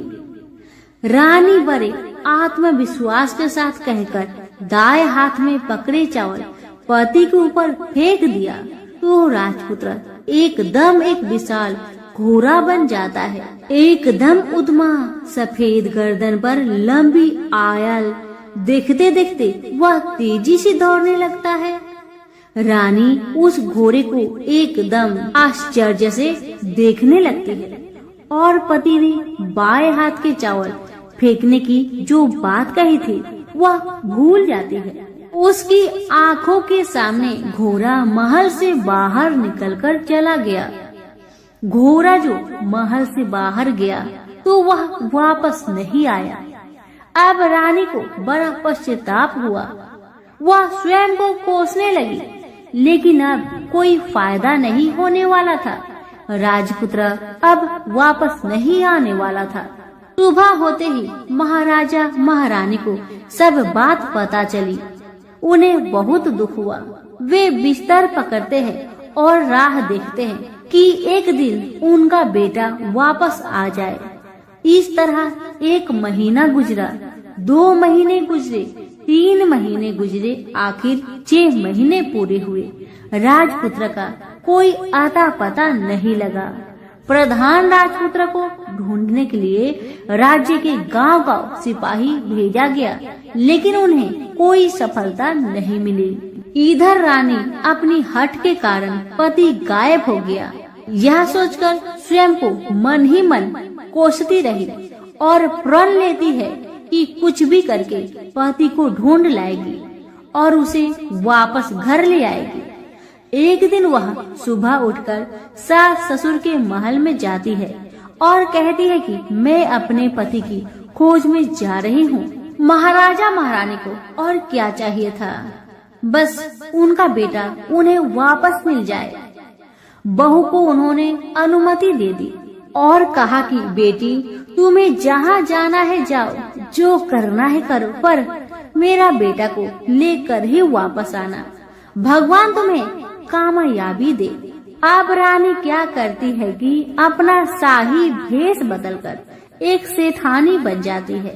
कुछ दास दासियों को, कुछ नौकरों को साथ में लिया, कुछ सामान साथ लिया और राज्य की सीमा पर जाकर वहाँ एक भोजनालय खोल दिया। वह आने वाले सब यात्रियों को खाना मुफ्त में देने लगी। मात्र एक शर्त रखी कि खाने वालों को उसकी देखी कोई अजीब चीज उसकी मालकिन को यानी राजकन्या को बतानी पड़ेगी। तो वहाँ आने वाला हर नागरिक अपनी तरफ से मैंने यह देखा, मैंने वह देखा कहकर वहाँ से मुफ्त खाना खाकर जाता था। परंतु रानी को जो बात चाहिए थी वह अब तक किसी से नहीं मिली थी। ऐसे ही कुछ दिन बीत गया तो इधर होता है कि रानी के महल फूल लेकर जाने वाली बुढ़िया के एक बेटा और बहू थे। उनका एक छोटा बेटा था, यानी बुढ़िया का एक पोता था। बेटा और बहू सुबह काम के लिए निकलते थे तो पोते को संभालने की जिम्मेदारियां बुढ़िया पर रहती थी। बुढ़िया दिन भर पोते को संभालती थी। एक दिन होता है कि बुढ़िया को पान खाने की आदत थी, तो पान खाने के लिए चूना चाहिए था। बुढ़िया उसे तैयार करने के लिए सीपियाँ लेकर आई। इन सीपियों भूनने के लिए गोबर के कंडे चाहिए थे।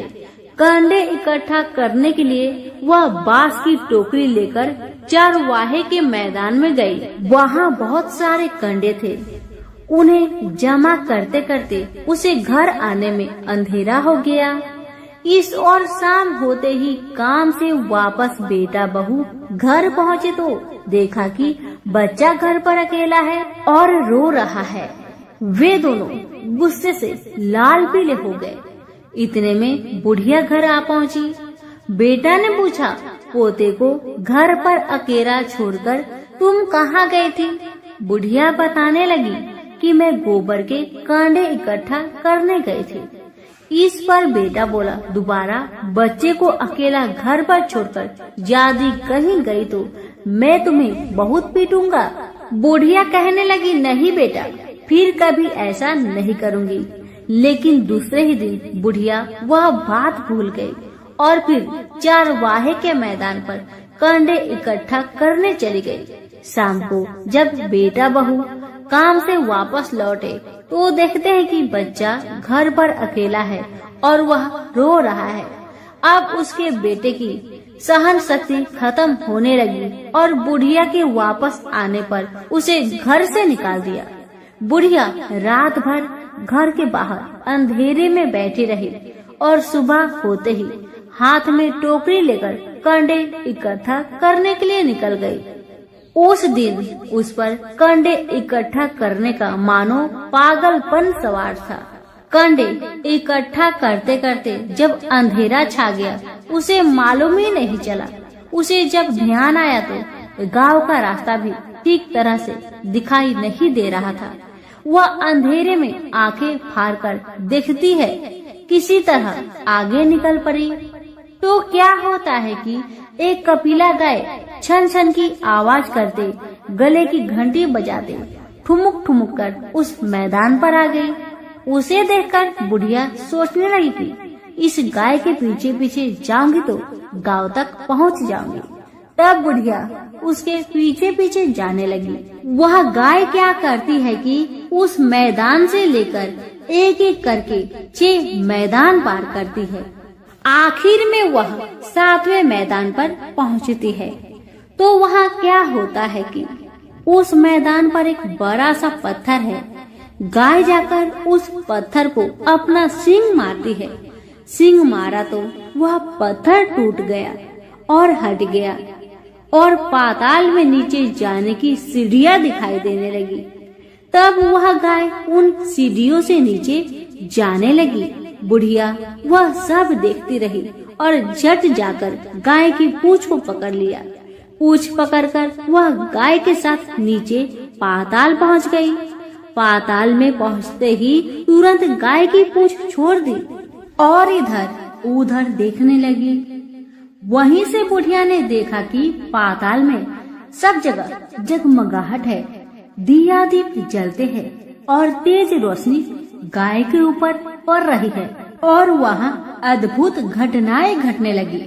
गाय के नीचे जाते ही उसके गले में अपने आप सांकल पड़ गई और छमछम करके कोई दूधारी में गाय का दूध दोहने लगी। लेकिन जो भी कोई वह कर रहा है वह मात्र दिखाई नहीं दे रहा। बुढ़िया बहुत घबरा गई, कहाँ आकर फंस गई। वह सोचने लगी कि और यहाँ वहाँ छिपने के लिए जगह ढूंढने लगी, लेकिन उसे कहीं भी जगह नहीं मिली। हर जगह उजाला ही उजाला था। तो वह जो एक कोने में खड़ी रह गई और जो कुछ सामने हो रहा था उसे चुपचाप देख रही थी। कुछ पल के बाद वहाँ झट से एक उम्दा सफेद घोड़ा आया। वहाँ 2 कुंड थे। उसमें से एक कुंड में उस घोड़े ने छलांग लगाई और ऊपर आ गया। अब उसे राजपुत्र का रूप प्राप्त हो गया। राजपुत्र बनने के बाद उसने दूसरे कुंड के पानी में स्नान किया। वहाँ रखे नए कपड़े पहने। नजदीक ही एक सुंदर पलंग था, उस पर आकर बैठ गया। उसके सामने अपने आप 5 पकवानी की थाली आ गई, दूध की एक प्याली आ गई, 5 सुपारी आ गए। उसके सामने एक दिया जलता रहा। राजपुत्र ने खाना खाया, दूध पिया, 5 सुपारी खाया और बिस्तर पर लेट जाने से पहले सूर्य देव का स्मरण करके सामने जलते हुए दिए से पूछा, दिए दीप कर मेरे माता पिता क्या कर रहे हैं? दिया बताने लगा, बेटे के शोक में डूबे हैं। राज्य कौन संभाल रहा है? राज्य प्रधान संभालता है। मेरी पत्नी क्या करती है? दिया बोला, उसने चौराहे पर भोजनालय शुरू किया है और आते जाते लोगों से वह नई खबर के बारे में पूछती है। दिए के यह कहते ही राजपुत्र कहने लगा, ठीक है। उसके बाद वह सो गया। बुढ़िया कोने में खड़ी रहकर यह सब देखती रही। ऐसी अद्भुत घटना उसने जिंदगी में पहली बार देखी थी। उसे अंदर ही अंदर चुलबुलाहट होने लगी। वह अपनी भूख प्यास भूल गई और आगे क्या होता है कि उसे उत्सुकता से देखने लगती है। लेकिन उसके बाद और कुछ घटनाएं नहीं घटती। रात गुजर गई और सुबह हो गई। सुबह होने पर पलंग पर सोया राजपुत्र उठा और फिर से पहले वाले कुंड में छलांग लगाई तो वह फिर से घोड़ा बनकर कुंड से बाहर आ गया। बाहर आते ही वह तेजी से उस पाताल नगरी से बाहर निकल गया। लेकिन वह कहाँ गया, बुढ़िया को कुछ पता नहीं चला।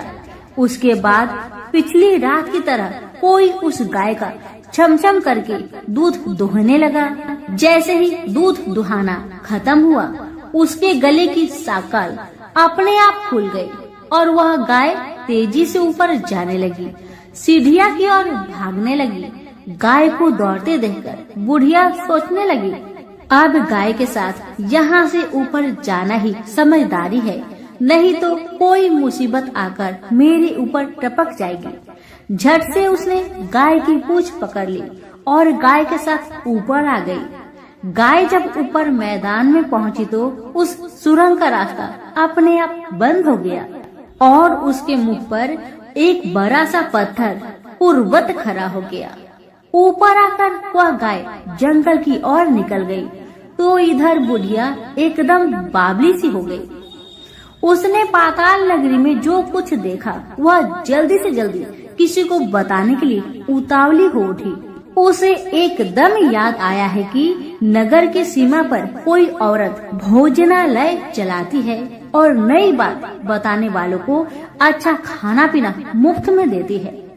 वह सोचने लगी कि क्यों न मैं यह बात उस औरत को जाकर बताऊं। यदि उसे यह बात पसंद आ गई तो बाकी जीवन खाने पीने की झंझट से मुक्ति मिलेगी। बुढ़िया ने मन में तय किया और तुरंत उस भोजनालय के द्वार पर टंगे नगाड़े के सामने खड़ी हो गई और जोर जोर से नगाड़ा बजाना शुरू किया। नगाड़े का इस तरह शोर सुनकर मालकिन यानी छोटी रानी मन से प्रसन्न हो जाती है कि शायद कोई बड़ी बात लेकर यहाँ आया है। रानी सिपाहियों को आदेश देती है, जाइए और जो कोई आया है उसकी अच्छी खातिरदारी कीजिए। आदेश पाते ही सिपाही नीचे दौड़ गए तो एक बुढ़िया नगाड़ा बजा रही है। उन्होंने पूछा, क्यों रे बुढ़िया, क्या हुआ, क्यों नगाड़ा बजा रही हो? बुढ़िया बोली, कुछ नहीं बेटा, यहाँ खाना मिलता है ना, इसलिए आई हूँ। बुढ़िया ने सिपाहियों से बोला, खाना मिलेगा? सिपाही बोले, हाँ मिलेगा, लेकिन तुझे कोई नई बात बतानी पड़ेगी। बुढ़िया बोली, हाँ बताऊंगी, एक बात मालूम है मुझे। इस पर सिपाही उसे अंदर लेकर आए। उनको मालकिन का आदेश था कि जो कोई बूढ़ा बुजुर्ग वहाँ आए उनके साथ अच्छी तरह पेश आना, उनका अच्छा आदर आतिथ्य करना। तो सिपाही ने इस बुढ़िया का भरपूर आदर आतिथ्य किया। उसे बड़ी सी थाली भरकर व्यंजन परोसते हैं। बुढ़िया कुछ दिनों से भूखी थी, वह खाने पर टूट पड़ी। खाना खाने के बाद सिपाही ने उसे नई साड़ी पहनने को दी। उसके बाद उसे लेकर रानी के पास आए। बुढ़िया और रानी ने तुरंत एक दूसरे को पहचान लिया। बुढ़िया बोली, बेटा तुम हो? और रानी बोली, बुढ़िया अम्मा आप है? बड़ी देर तक दोनों भली भांति की बातें करती रही। आखिर कुरवनी बुढ़िया से कहने लगी, अम्मा अब बताओ तुमने क्या बात नई देखी है? बुढ़िया बोली, मैंने कोई नई बात देखी नहीं है, वह तो मेरे पास तुम्हें देने के लिए खाने के लिए पैसे नहीं थे, इसलिए मैंने झूठ कहा और नगाड़ा बजाया। रानी ने कहा, अम्मा घबराना नहीं, मैं किसी को तुम्हारा नाम नहीं बताऊंगी।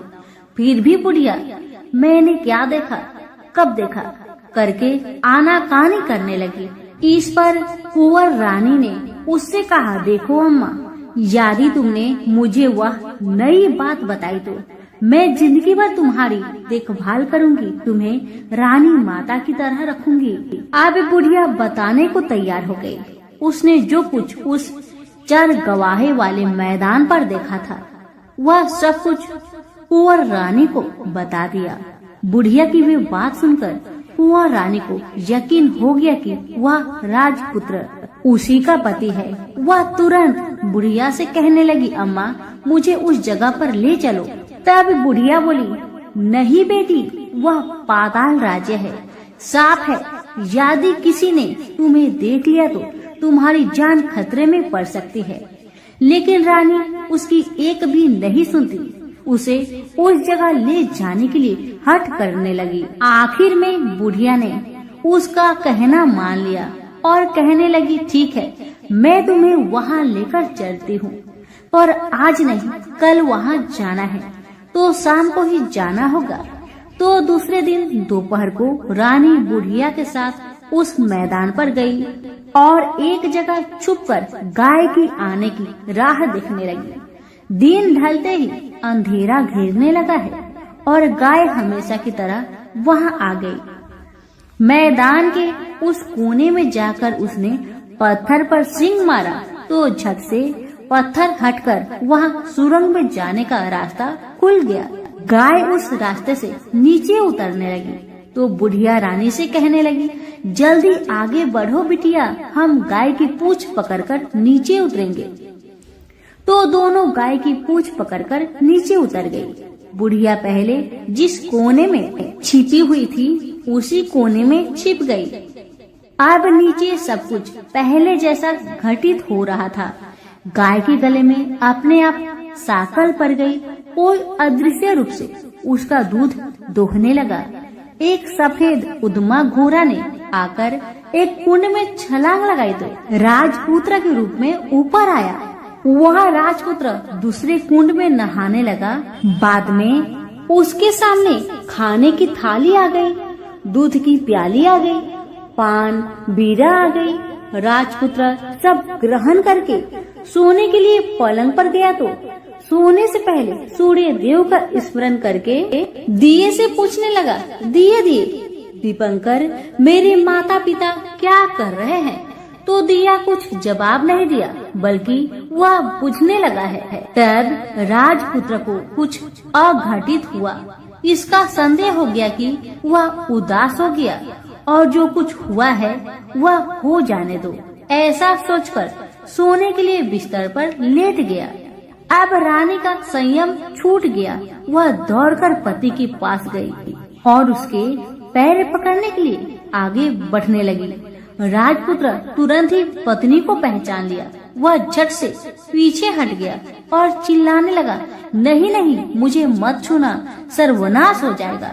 रानी दोनों हाथ जोड़कर पति से अपनी भूल स्वीकार करने लगी। स्वामी, मुझसे भूल हो गई है। मुझे आपसे नहीं पूछना चाहिए था कि आप रात को कहाँ जाते हो। मैं अपनी भूल स्वीकार करती हूँ।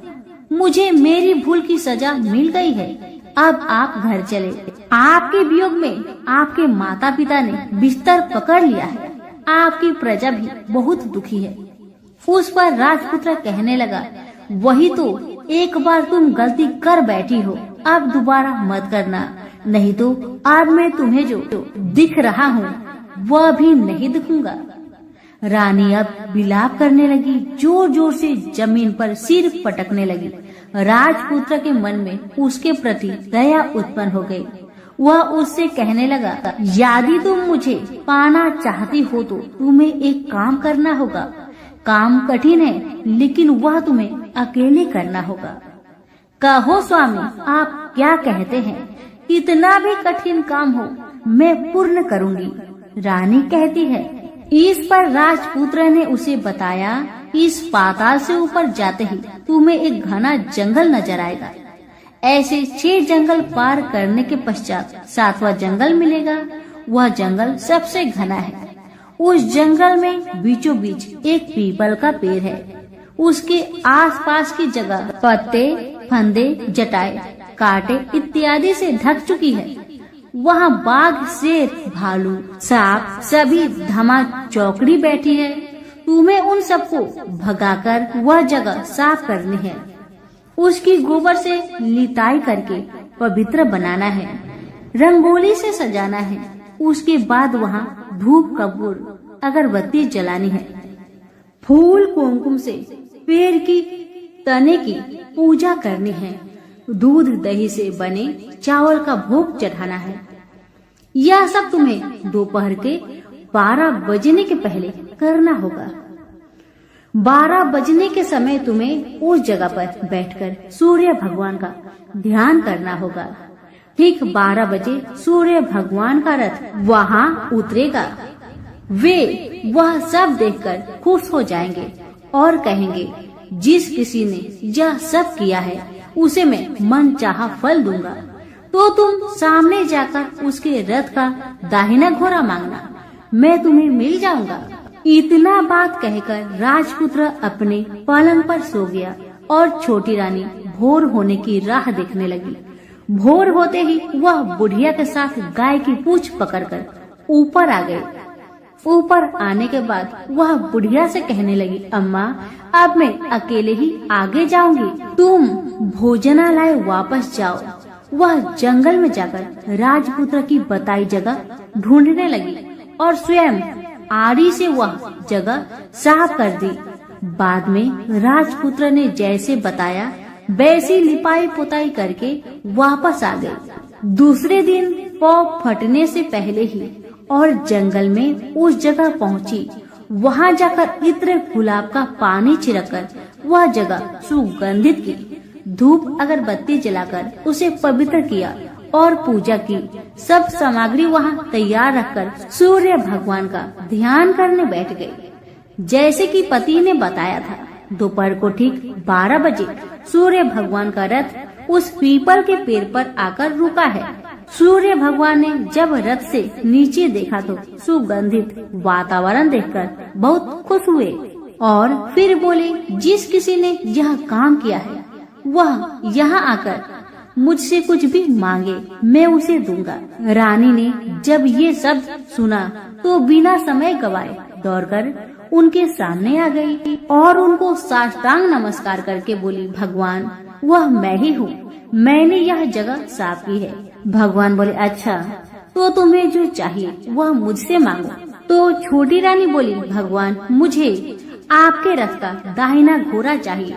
सूर्य भगवान बोले, नहीं नहीं, मैं तुम्हें और कुछ भी दे सकता हूँ, लेकिन यह घोड़ा नहीं दे सकता। मेरे रथ के 12 घोड़े हैं, तुम चाहो तो कोई और घोड़ा ले लो, लेकिन दाहिना घोड़ा नहीं, वह मैं तुम्हें नहीं दे सकता। छोटी रानी ने एक नहीं सुनी, वह सूर्य देव से एक ही बात कह रही थी, वही दाहिना घोड़ा दे दीजिए, नहीं तो मैं आपके पैरों में गिरकर अपनी जान दे दूंगी। अब सूर्यदेव धर्म संकट में पड़ गए। उन्होंने वचन दे दिया था, अब अपने वचन से पलट भी नहीं सकते थे। भगवान ने कहा, ठीक है, दे दिया तुम्हें घोड़ा। सूर्यदेव ने कहा, फिर एक बात और भी कही, देखो मैंने तुम्हें घोड़ा तो दिया है, लेकिन वह तुम्हें यहाँ नहीं मिलेगा, तुम्हें उसे पाताल में जाकर लाना होगा। रानी बोली, पाताल में ही क्या भगवान, मैं उन्हें पाने के लिए कहीं भी जा सकती हूँ। रानी को वचन देकर सूर्यदेव अपने मार्ग से चले गए और इधर रानी जंगल से अपने भोजनालय में आ गई। फिर वह बुढ़िया को लेकर उस मैदान पर आ गई। जल्दी ही शाम हो गई। शाम होते ही वहाँ वह गाय आ गई और उसने सींग मारकर सुरंग का पत्थर हटाया तथा नीचे उतरने लगी। रानी और बुढ़िया जल्दी जल्दी उसकी पूंछ पकड़कर नीचे उतर गए। नीचे पाताल में सब घटनाएं पहले की तरह ही घटने लगी। घोड़े का एक कुंड में नहाकर राजपुत्र बन जाना, नहा धोकर पलंग पर जाकर बैठना, तो उसे खाने की थाली, दूध की प्याली आना, पान पीरा आना। लेकिन आज एक बात नई घटी। आज 2-2 थाली, 2-2 दूध की प्याली, 2-2 पान पीरे उसके सामने आए। वह कुछ नहीं बोला। अपने हिस्से की थाली खाकर, दूध पीकर और पान पीरा चबाकर वह सोने चला गया और हमेशा की तरह दिए से पूछने लगा, दिए दिए दीपंकर, मेरे माता पिता कैसे हैं? दिया बताने लगा, वे दोनों तुम्हारे शोक में मरने की स्थिति में पहुंच गए हैं। राजकुमार ने कहा, ऐसा? झट से उसकी आंखों से आंसू टपकने लगे। फिर वह पूछने लगा, दिए दिए दीपंकर, मेरा राज्य कौन चला रहा है? दिया बोला, तुम्हारा राज्य प्रधान चला रहा है और वह सब कुछ हड़प चुका है। वह प्रजा पर बहुत अत्याचार कर रहा है। सुनकर राजपुत्र को बहुत गुस्सा आया। वह गुस्से से अपनी मुट्ठी भींचने लगा। अब वह पूछने लगा, दिए दिए दीपंकर, मेरी पत्नी क्या कर रही है? अब दिया कुछ नहीं बोला, चुपचाप रहा। अब रानी का संयम जवाब दे गया। वह दौड़कर पति के गले लग गई। अब मैं तुम्हें मिल गया, राजपुत्र कहने लगा। सच कहते हो, अब आप फिर से घोड़ा तो नहीं बनोगे ना? पत्नी ने कहा। पति ने कहा, नहीं, दोबारा घोड़ा नहीं बनूंगा मैं। तुमने जो इतने सारे कष्ट उठाए हैं मुझे पाने के लिए, इसलिए सूर्य देव ने मुझे सदा के लिए घोड़े के जन्म से मुक्त कर दिया है। राजपुत्र ने बड़े प्यार से कहा और उसे गले लगाया। उसके आंसू पोंछे। कुछ देर पश्चात भोर हो गई तो गाय की श्रृंखला टूटकर वह ऊपर फूलों पर जाने लगी। रानी, राजपुत्र और बुढ़िया उसकी पूंछ पकड़कर ऊपर आ गए। ऊपर आने पर वे सीधे भोजनालय में पहुँचे। वहाँ का सब सामान लोगों में बांट दिया और उसको ताला लगाकर अपने राज्य में लौट गए। राजपुत्र वापस आता और उसके तेवर देखकर प्रधान घबरा गया। राजपुत्र ने उसे बंदी बनाकर कैद खाने में डाल दिया और राज्य की बागडोर अपने हाथ में ले ली। उसके बाद वह अपने माता पिता को मिलने उनके महल में गया। तब राजपुत्र क्या देखता है कि उसके माता पिता उसके शोक में सिर्फ पंजर बने हुए हैं। पुत्र को वापस आया देखकर मरणासन राजा रानी की आंखों से टप टप आंसू बहने लगे। इन दोनों ने पुत्र को गले लगाया, उसे प्यार से सहलाया। इतना होने के बाद उनके सेहत में एकदम सुधार आने लगा। वे अब बिस्तर से उठकर बैठ गए। पुत्र को आशीष देने लगे। राजपुत्र के आने की खबर तुरंत राज्य भर में फैल गई। प्रजा खुशी से फूली नहीं समाई। प्रजाजन राजमहल के सामने इकट्ठे हो गए। राजपुत्र ने भी उन्हें दर्शन दिए और आज से उन्हें कोई दुख नहीं पहुंचाएगा, ऐसा वचन भी दिया। अब राजा अपने पुत्र का राज्य अभिषेक करके उसे सिंहासन पर बैठाता है और बहू को महारानी का दर्जा देता है और स्वयं अपनी पत्नी के साथ ईश्वर स्मरण करते हुए खुशी से दिन बिताता है। महाराज बना राजपुत्र अच्छी तरह से राज्य चलाने लगा और अपनी पत्नी के साथ सुख शांति से जीवन बिताने लगा। उस बुढ़िया को रानी ने अपने ही पास रख लिया। उसकी अच्छी तरह से देखभाल करने लगी। बुढ़िया और उसके बुढ़ापे के दिन खुशी से गुजरने लगे। तो प्रेम से बोलिए, सूर्य भगवान की जय हो।